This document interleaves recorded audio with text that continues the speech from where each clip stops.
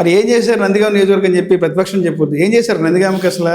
మొండితో ఒక ప్రదర్శన చేసినటువంటి అభివృద్ధి చెప్పండి మీరు. రాజశేఖర రెడ్డి గారు ఏ విధంగా విగ్రహాన్ని ఎందుకు పగలగొట్టారు? రీజన్ ఏంటి చెప్పండి సార్. రోడ్డు గడ్డగా పెట్టారని తీశారని చెప్తారు. అది రోడ్డు అడ్డా? అది రోడ్డు అడ్డా?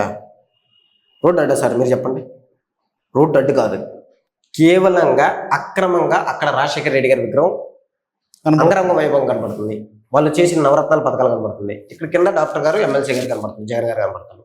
ఇది మన కళ్ళల్లో కనపడకూడదు, ఎలాగైనా ఇది తొలగించాలి అని కంకణం కట్టుకున్నాం. ఏదో విధంగా మున్సిపల్ ఆఫీసులోనే ఏదో విధంగా అందరూ సైన్ చేసేసి చైర్మన్ గారు చేసేసి కమిషనర్ గారు చేసేసి పంపించాం. అది ఇదన్నా అసలు కోర్టు ఒప్పుకుందా? ఒప్పుకోలే. వీళ్ళు అప్పీల్కి వెళ్ళారు, ఒప్పుకోలే. కోర్టు చెప్పినా సరే ది డజంట్ లిజన్, వినకుండా వాళ్ళ ఇష్టానుసారంగా చేసుకున్నాం. మరి లా అండ్ ఆర్డర్ ఉందా అక్కడ? లేదు. అయినా కానీ మేము పోరాడతాం. మళ్ళీ మా ప్రభుత్వం 2029లో మా డాక్టర్ గారిని గెలిపించుకుంటాం. మళ్ళీ అక్కడ రాజశేఖర రెడ్డి గారి అంగరంగ వైభవంగా విగ్రహం ఏర్పాటు చేస్తాం. ఇది 100% షో ఖచ్చితంగా. ఎందుకంటే చూడండి, మీరు నందిగామ నియోజకవర్గంలో అడుగడుగుగా అభివృద్ధి కనపడింది, అడుగడుగుగా అభివృద్ధి కనపడింది. చూసుకోండి. మరి అంత అభివృద్ధి చేస్తే ప్రజలు ఎందుకు ఆయన తిరస్కరించారు?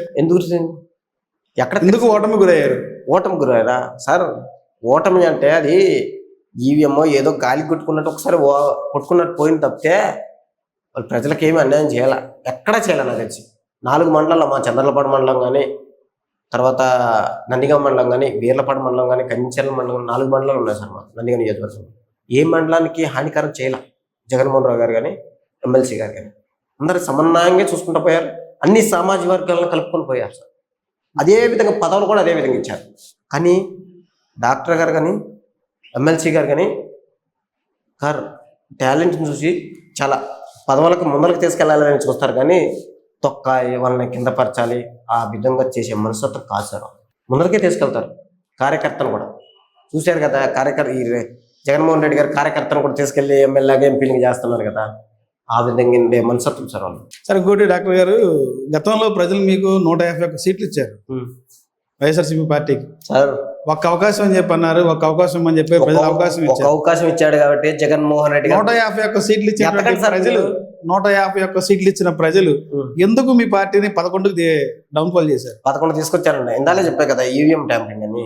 ఈవీఎం ట్యాంపరింగ్ చేస్తే 11 కదా 5 సీట్లు కూడా వస్తాయి. ఇప్పుడు సరే మీరు అన్నట్టే జగన్ గారు ప్రజల్లో వ్యతిరేకత లేదంటారు వైసీపీ మీద? లేదు సార్, లేదు, క్లియర్ గా సార్. అన్ని వర్గాలు అంటే సార్ కొద్దిగా చిన్న చిన్న పాయింట్స్ ఉండొచ్చు సార్, నేను లేదని అన్నా, ఏదో చిన్న చిన్న అడపదడప, కానీ ప్రజలకి స్వచ్ఛందంగా వైసీపీ పార్టీ ఓటేసే ధైర్యం ఈ రాష్ట్ర ప్రజలకు ఉంది సార్. నిజంగా జగన్ గారు వస్తుంటే జగన్ అన్న బయటకు వస్తుంటే తండోలుగా జనం వేలాది అంత ప్రజలు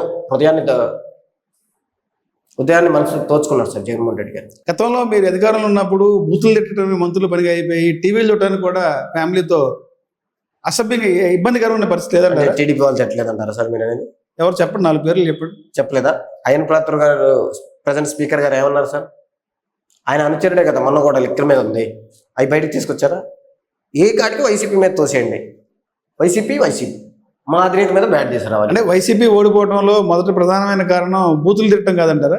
నాయకులు వైసీపీలో ఉన్నటువంటి ఎమ్మెల్యేలు కానీ, మాజీ మంత్రులు కానీ మీడియా ముందుకు వచ్చి కానీ, మామూలుగా కానీ నోటుతో వల్ల కదా? అంత అనుకోవద్దు సార్ మీరు. ఎందుకంటే బూతులు తిట్టే ఎవరు అధినేత కూడా ఖండిస్తారు సార్, ఎవరు ఖచ్చితంగా. బూతులు అంతగా ఏం అంటే జగన్మోహన్ రెడ్డి గారి మెప్పు కోసం ఈ నాయకులు ఇట్లా మాట్లాడనేది పార్టీ నుంచి బయటకు వచ్చిన వ్యక్తులు చెప్తున్నారు. అంటారులేండి సార్ రకరకాల. ఇప్పుడు పార్టీ నుంచి బయటకు వచ్చేవాడైతే మరి ఇప్పుడు ఒక అతనికి మొన్న ఎవరికో ఎమ్మెల్సీ ఇచ్చారు, వాళ్ళు మా అధినేత నమ్మకస్తులు అని ఏదో ఇచ్చారు, వెళ్ళిపోయారు. వాళ్ళని ఒకసారి చూస్తారు కదా సార్, రెండోసారి చూడరు కదా రాజకీయ నాయకులు. మా జగన్మోహన్ రెడ్డి గారు చెప్పాడంటే చేస్తాడు, నమ్ముకున్నాడంటే వదిలేడు సార్, అంతే. కొంతమంది వస్తా ఉంటారు, పోతారు సార్, కానీ కార్యకర్తలు పోరు కదా. డాక్టర్ గారు మీరు అయ్యప్ప మాలలో ఉన్నారు ప్రస్తుతం, కొన్ని వాస్తవాలు మాట్లాడదు. ప్రస్తుతం కూటమి ప్రభుత్వం ప్రధానమైన ఆరోపణ, గతంలో కూడా వివాదమైంది, మళ్ళీ గత కొద్ది రోజుల నుంచి కూడా మొదలైంది, కల్తీ. తిరుమల తిరుపతి లడ్డు కల్తీ అని చెప్పి అంటారు. అంటే ప్రభుత్వం చెప్పేది ఏంటంటే ధర్మారెడ్డి గారు వాంగ్మూలం అప్రూవల్ గా మారారు అని చెప్పి అంటారు. ఏం చెప్తారు? నిజంగా కల్తీ లడ్డులు అసలు వైసీపీ సిట్ నోటీస్ ఇచ్చారు, ఆల్రెడీ ఎంక్వైరీకి వచ్చారు, సిట్ ఎంక్వైరీ జరుగుతూనే ఉంది. ఆల్రెడీ ఇన్ఫర్మేషన్ ఇచ్చారు, బయటకు వస్తున్నారు. అదే భువన్ కరుణాకర్ రెడ్డి గారు కూడా ఇస్తున్నారు. ఒకరోజు దైవ సాక్షిగా కరుణాకర్ రెడ్డి గారు చైర్మన్ గారు, మాజీ చైర్మన్ గారు వెళ్ళి కలిగి దైవ వెంకటేశ్వర స్వామి సాక్షిగా కల్తీ నెయ్యి నాకు తెలియదు అని ప్రమాణం చేశారు కదా సార్ అందరం ముందరే. ఇది మీకు తెలుసు. మరి అట్లాంటప్పుడు కల్తీ మద్యాన్ని కల్తీ లడ్డు. వినండి సార్, దానికి కూడా కల్తీ లడ్డు ధర్మారెడ్డి గారిని అదేవిధంగా కరుణాకర్ రెడ్డి గారిని ప్రశ్నిస్తున్నారు, మాట్లాడుతున్నారు. ఏదో విధంగా కల్తీయో ఏదో ఒకటి ఇరికించాలి. అదే కదా సార్. ఇక అది కాకపోతే మరి దైవ సాక్ష్య ప్రమాణం చేశారు కదా, మన జోగి రమేష్ గారు కూడా ప్రమాణం చేశారు లిక్కర్ మీద. వీళ్ళందరిని వదిలిపెట్టి వీళ్ళందరూ కేసు పెట్టేసి రవీంద్రారెడ్డి గారు ఎక్కడ ఉన్నారు, వాళ్ళ సోదరుడు ఎక్కడ ఉన్నారు, అయ్యన ప్రాతుడు అనుచరుడు ఎక్కడ ఉన్నారు, వీళ్ళందరూ ఎక్కడ ఉన్నారు? అరెస్ట్ అయ్యారా అసలు?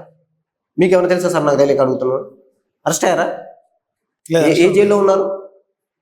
కేవలం అరెస్ట్ చేసేది వైసీపీ పార్టీ నాయకులు, కార్యకర్తలు, సోషల్ మీడియా యాక్టివిస్టులు. ఎవరిని అరెస్ట్ చేయట్లా. న్యాయ వ్యవస్థ కూడా ఒప్పుకోదు. అలా కట్టుకుంటా పోతే న్యాయ వ్యవస్థ కూడా ఒప్పుకోదు. తప్పుడు సమాచారం పెట్టి, తప్పుడు కేసులు పెట్టి ఏదో ఒకటి ఇరికిచ్చే మార్గంలో చూస్తున్నారు. 41 నోటీసులు ఇవ్వకుండా కూడా అరెస్ట్ చేస్తున్నారు. అదే మీకు కూడా తెలుసు సార్ ఆ విషయం. ఇలాంటి చేయడం అనేది కరెక్టా సార్? కరెక్టేనా? కరెక్ట్గా. అందుకే మరి ఎందుకు చేస్తున్నారు అనేది వాళ్ళకే తెలియాలి. వారి ఉద్యోగికే వదిలేస్తున్నాం.